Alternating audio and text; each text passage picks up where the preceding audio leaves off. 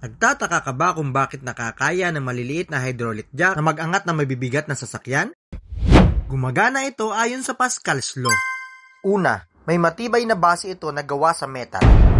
Ang hydraulic cylinder ay nag-iimbak ng langis na gawa sa materyales na kayang tiisin ang mataas na presyon. Sa loob ng cylinder, gumagalaw pataas ang piston kapag ito ay pinipressure. Ito ang pangunahing bahagi na nag-aangat ng bigat. May maliit na piston sa oil pump na konektado sa handle. Lumilikha ng presyon para sa hydraulic oil. Ang taping ay naglilipat ng langis mula sa kanyang reservoir papunta ng cylinder at piston. May check valve din ito para pigilan ang pagbalik ng langis.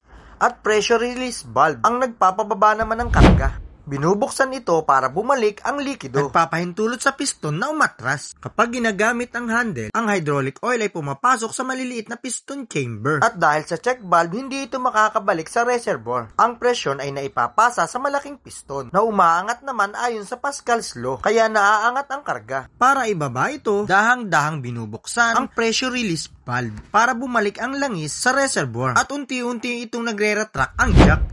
Ikaw ba, nasubukan mo nang gumamit ng hydraulic jack? Shoutout sa mga idol natin na palaging nanonood.